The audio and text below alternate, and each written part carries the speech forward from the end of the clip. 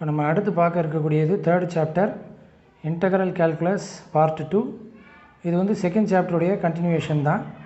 Second சாப்டரில் different types of ஃபங்க்ஷன்ஸுக்கு எப்படி integral value கண்டுபிடிக்கிறது, அதாவது ஒவ்வொரு ஃபங்க்ஷனுடைய ஆன்டி டெரிவேட்டிவ் எப்படி கண்டுபிடிக்கிறதுங்கிறத பற்றி நல்லா டீட்டெயிலாக படித்தோம். இப்போ இங்கே தேர்ட் சாப்டரில் இன்டெக்ரல் கால்குலஸ் பார்ட் 2ங்கிற ஹெட்டிங்கில் இன்டெக்ரேஷனுடைய அப்ளிகேஷன் எப்படி இருக்குது, என்னென்ன இருக்குது அப்படிங்கிறத பற்றி படிக்க போகிறோம்.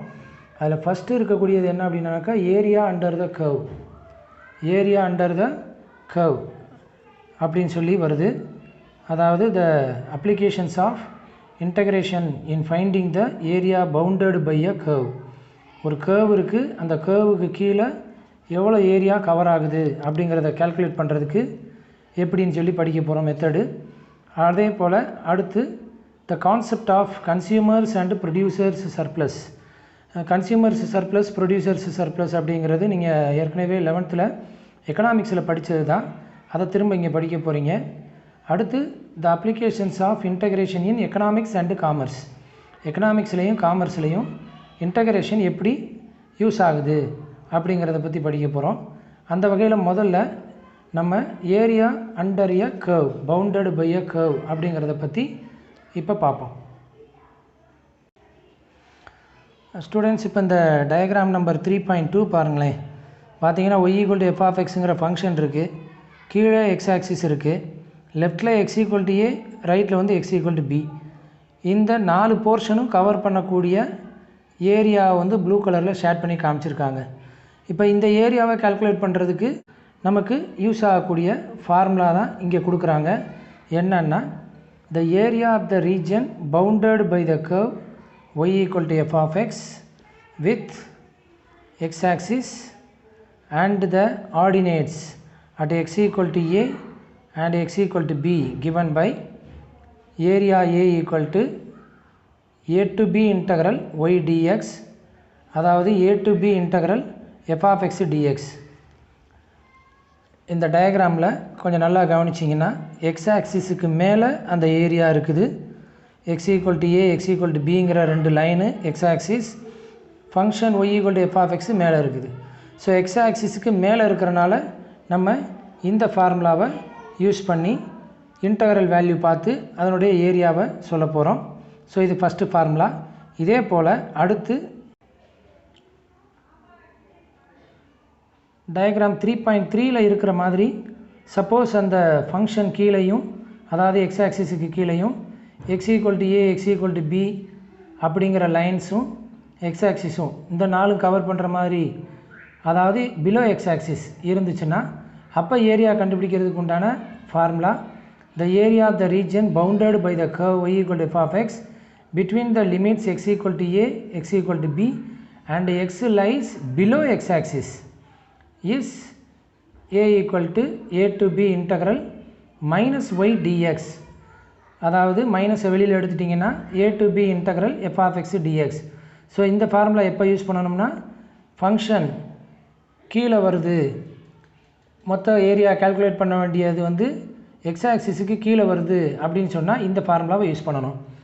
3.4 டயக்ராமில் இருக்கிறது பார்த்தீங்கன்னா y ஆக்சிஸ், அதுக்கப்புறமேட்டு y = c, y = d அப்படிங்கிற 2 line, x = f of y அப்படிங்கிற ஃபங்க்ஷன்.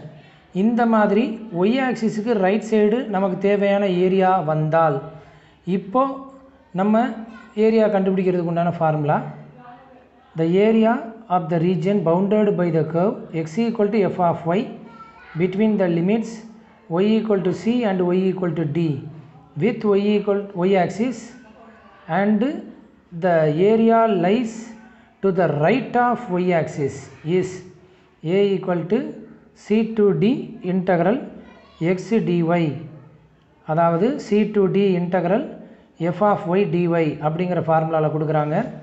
அடுத்து டயக்ராம் நம்பர் 3.5 பாருங்கள். பார்த்தீங்கன்னா y ஆக்சிஸுக்கு லெஃப்டில் நமக்கு தேவையான ஏரியா இருக்குது. Function x = f of y தான். லிமிட் வந்து y = cலேருந்து y = d வரைக்கும். ஸோ இந்த மாதிரி டயக்ராம் அமைந்தால் அப்போ கவர் ஆகக்கூடிய ஏரியா கால்குலேட் பண்ணுறதுக்கு ஃபார்முலா எப்படி கொடுக்குறாங்கன்னா the area bounded by the curve x = f of y between the limits y equal to c and y equal to d with y axis, and the area lies to the left of y axis is a equal to c to d integral minus x dy. அதாவது minus வெளியில் எடுத்துட்டிங்கன்னா இங்கேயும் c to d integral f of y dy. So இந்த மாதிரி 4 ஃபார்மேட்டில் நமக்கு formula கொடுத்து area calculate பண்ணுறதுக்கு இன்டகிரேஷன் எப்படி யூஸ் ஆகுதுன்றதை சொல்கிறாங்க. இது மட்டும் இல்லாமல் அடுத்து ஏரியா பிட்வீன் 2 கர்வ்ஸ் அதையும் நம்ம பார்க்க முடியும். இந்த டயக்ராம் 3.6ல் நல்லா பார்த்தீங்கன்னா y equal to f of x அப்படிங்கிற ஃபங்க்ஷன் இங்கே இருக்குது.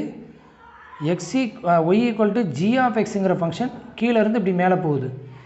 இப்போ இந்த 2 ஃபங்க்ஷனுக்கு இடையில் இருக்கிற ஏரியாவை தான் அவங்க ப்ளூ கலரில் ஷேட் பண்ணி காமிச்சிருக்கிறாங்க. இந்த ஏரியாவே நம்மளால் என்ன செய்ய முடியும், கால்குலேட் பண்ண முடியும். இங்கே கொஞ்சம் நல்லா கவனிச்சிங்கன்னா y equal to f of x இப்படி மேடு மாதிரி வருது, ஒரு மேடு மாதிரி வருது. ஒரு மேடு மாதிரி வரும்போது இது கவர் பண்ணக்கூடிய ஏரியா பார்த்தீங்கன்னா மொத்தமாக பார்க்கும்போது இப்போ இது y equal to g of xங்கிற ஃபங்க்ஷன் ஒரு பள்ளம் மாதிரி இருக்கு இல்லையா, இது கவர் பண்ணக்கூடிய ஏரியா. இந்த ரெண்டையும் கம்பேர் பண்ணி பார்த்தீங்கன்னா மேடு மாதிரி இருக்கக்கூடிய இந்த curve y equal to f of x cover பண்ணக்கூடிய ஏரியா தான் அதிகமாக இருக்கும் இல்லையா, ஏன்னா அதுதான் மேலே இருக்குது. ஸோ அப்போ y equal to f of xங்கிற ஃபங்க்ஷனில் இங்கே இருக்கக்கூடிய ஒய்யோட வேல்யூஸ் பூரா பார்த்தீங்கன்னா பெரிய வேல்யூஸாக இருக்கும். அதே நேரத்தில் y equal to g of xயில் இங்கே பூரா பாயிண்ட்டு ஒய் குறிச்சிருப்போம் பார்த்தீங்களா, எக்ஸ்கமா ஒய்ன்னு தான் பாயிண்ட் எல்லாத்தையும் பிளாட் பண்ணுறது வழக்கம். ஸோ அப்போ இங்கே குறிக்கிற போது இதில் வரக்கூடிய ஒய்யோட வேல்யூஸ் பூராமே கம்மியாக இருக்கும். அதனால தான் இவங்க எப்படி சொல்கிறாங்கன்னா let f of x and g of x be 2 continuous functions defined on x in the interval a comma b. Also f of x greater than g of x, a less than or equal to b. என்ன சொல்கிறாங்கன்னா f of x வந்து greater than g of x. ஒரு 2 ஃபங்க்ஷனில் ஒரு function இன்னொரு ஃபங்க்ஷனோட பெருசுன்னு எப்போ சொல்ல முடியும் அப்படின்னு சொல்லும்போது இந்த மாதிரி படம் அமைகிறது தான். ஃபங்க்ஷன் இது மேலே இருக்குது, இந்த ஃபங்க்ஷன் கீழே இருக்குது.